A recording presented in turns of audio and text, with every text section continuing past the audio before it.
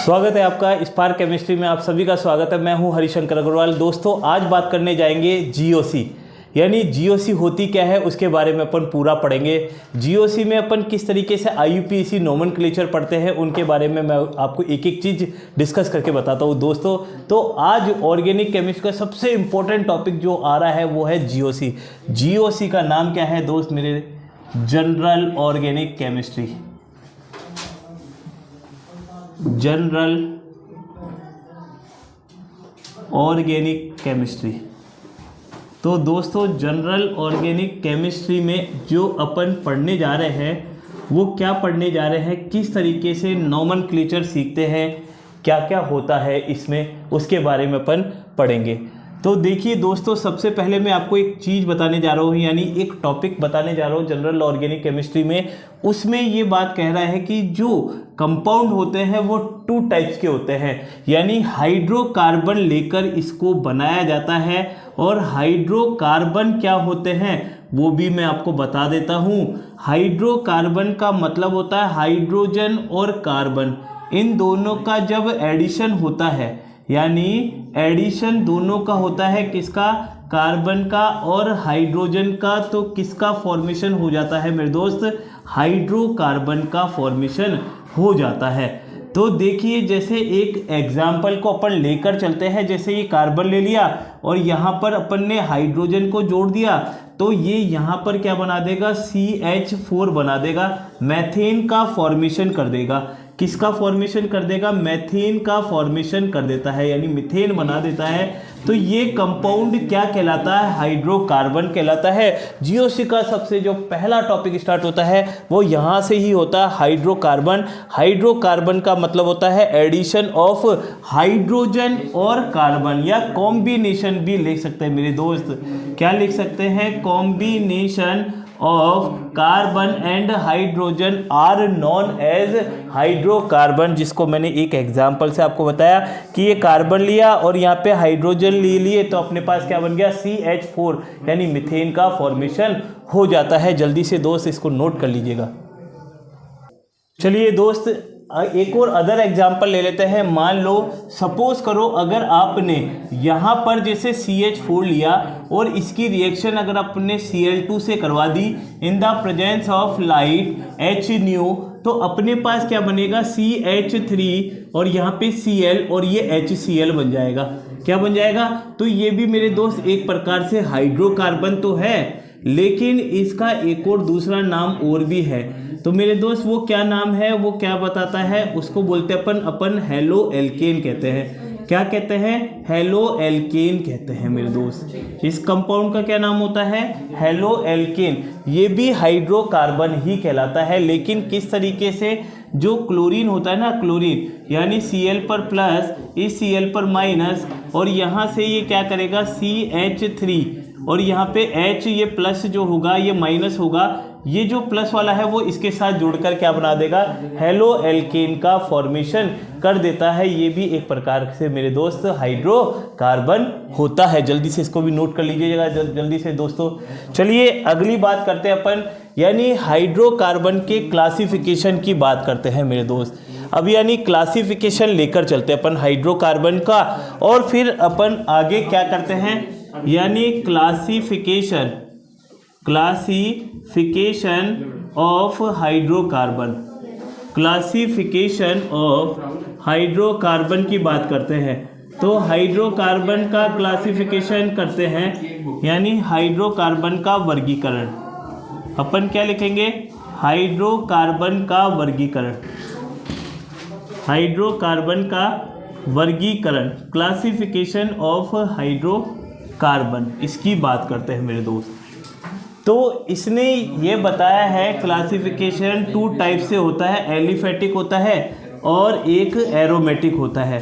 क्या होता है? एक तो एलिफेटिक होता है और एक क्या होता है? एरोमेटिक होता है मेरे दोस्त। एरोमेटिक होता है।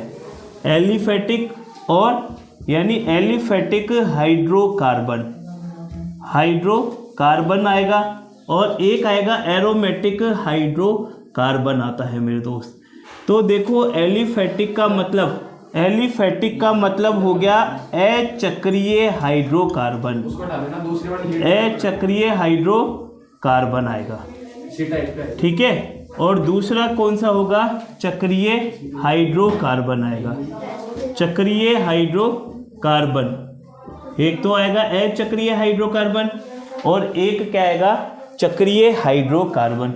इसको भी मेरे दोस्त दो भागों में डिवाइड किया गया है।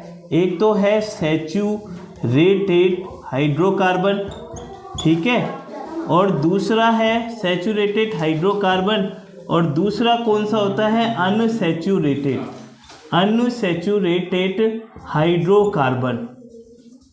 हाइड्रोकार्बन सैचुरेटेड है और अनसैचुरेटेड है। इसको यानी अपन बोलते हैं संतृप्त।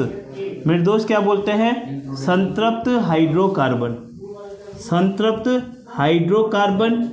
और दूसरे को बोलते हैं मेरे दोस्त असंतृप्त हाइड्रोकार्बन, असंतृप्त हाइड्रोकार्बन बोलते हैं। संतृप्त हो गया और एक और क्या हो गया, असंतृप्त हाइड्रोकार्बन बोलते हैं। तो जल्दी से मेरे दोस्त इसको भी नोट कर लीजिएगा, जल्दी लिखो। देखिए चलिए बात करते हैं दोस्त, अपन सबसे पहले अचक्रीय यानी एलिफैटिक हाइड्रोकार्बन के बारे में बात करते हैं। तो मेरे दोस्त एलिफैटिक का मतलब क्या हो गया, अचक्रीय यानी एलिफैटिक हाइड्रोकार्बन की बात करते हैं अपन, एलिफैटिक हाइड्रोकार्बन को लेते हैं।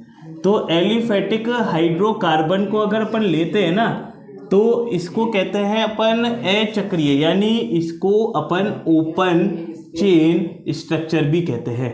क्या कहते हैं इसको, ओपन चेन स्ट्रक्चर भी कहते हैं। इसी कंपाउंड को क्या कहते हैं अपन, ओपन चेन स्ट्रक्चर। का मतलब क्या हो गया, CH3 CH2 और यहाँ पर ये CH3, यानी ये ओपन चेन है जिसका नाम क्या है, प्रोपेन। जिसका क्या नाम है मेरे दोस्त, प्रोपेन। यानी क्या होनी चाहिए, जो चेन है बिल्कुल ओपन होनी चाहिए, क्लोज्ड कहीं से यानी जुड़ी हुई नहीं होनी चाहिए। अगर ओपन होगी तो ही ये क्या कहलाएगा, एलिफैटिक कहलाएगा। अब इसको भी दो भागों में जो डिवाइड किया गया ना, पहला कौन सा है, सैचुरेटेड हाइड्रोकार्बन। सैचुरेटेड हाइड्रोकार्बन जो अपन ने किया है, सैचुरेटेड हाइड्रोकार्बन को अपन बोलते हैं संतृप्त हाइड्रोकार्बन, संतृप्त हाइड्रोकार्बन। क्या कहते हैं अपन, संतृप्त हाइड्रोकार्बन कहते हैं। तो संतृप्त हाइड्रोकार्बन का मतलब क्या होता है मेरे दोस्त, उसका मतलब हो गया कि सिंगल, क्या होए, सिंगल बॉन्ड आर प्रेजेंट, ठीक है, between carbon carbon compound, between carbon carbon compound, carbon carbon के बीच में क्या होना चाहिए, सिंगल बॉन्ड आ जाता है, तो वो क्या कहलाता है, सैचुरेटेड हाइड्रोकार्बन कहलाते हैं। यानी कार्बन कार्बन परमाणु के मध्य अगर एकल बंध आ जाएगा तो सैचुरेटेड। तो एलिफैटिक क्या होता है, ये आपको मालूम पड़ गया, ओपन चेन हो गई, यानी ओपन चेन ये हो गई, जैसे प्रोपेन ब्यूटेन कुछ भी ले सकते हैं। तो ये इसने बताया है अगर सिंगल बॉन्ड आते हैं कार्बन कार्बन, देखो ये कार्बन और ये कार्बन, इसके बीच में सिंगल बॉन्ड ये और ये है, इसके बीच में सिंगल, तो इसको अपन क्या कहते हैं, सैचुरेटेड हाइड्रोकार्बन कहते हैं। तो जो दोस्तों जल्दी से इसको भी एक बार नोट कर लीजिएगा। चलिए अगले टॉपिक की ओर चलते हैं मेरे दोस्त। अगला जो टॉपिक आता है वो आता है मेरे दोस्त अनसैचुरेटेड। अनसैचुरेटेड का मतलब क्या हो गया, अनसैचुरेटेड, अनसैचुरेटेड हाइड्रोकार्बन किसको कहते हैं, अनसैचुरेटेड हाइड्रोकार्बन का मतलब हो गया कि जिनके बीच में कार्बन कार्बन के बीच में क्या होगा, डबल बॉन्ड है, यानी double bond are present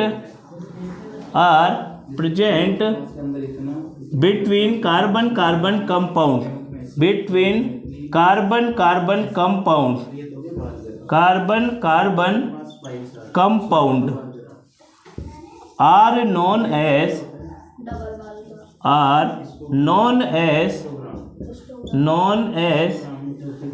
unsaturated hydrocarbon, unsaturated hydrocarbon. इसको अपन क्या कहते हैं, अनसैचुरेटेड हाइड्रोकार्बन कहते हैं। फॉर एग्जाम्पल अपन ले लेते हैं, फॉर एग्जाम्पल अपन क्या ले ले क्या ले लेते, एक एल्कीन और एक और क्या ले ले, एल्काइन। एल्कीन का मतलब हो गया जिसके बीच में क्या होंगे, यानी एल्कीन का मतलब तो हो गया जिसके बीच में कार्बन कार्बन के बीच में डबल बॉन्ड होगा, और एल्काइन क्या होगा, जिसमें कार्बन कार्बन के बीच में क्या होगा, ट्रिपल बॉन्ड होगा, ठीक है, और जिसके बीच में, तो ये तो एल्कीन हो गए और ये एल्काइन, ये क्या कहलाते हैं, अनसैचुरेटेड हाइड्रोकार्बन कहलाते हैं। तो दोस्तों मेरे दोस्त इसको भी जल्दी से नोट कर लीजिएगा। कितने मिनट के, जैसे मान लो 2020 के अंदर एक कंपनी जो है प्रोडक्ट। दोस्तों देखो, अब अपन को ये मालूम पड़ गया कि सिंगल बॉन्ड होते हैं तो इसको सैचुरेटेड कहते हैं, और डबल बॉन्ड और ट्रिपल बॉन्ड होता है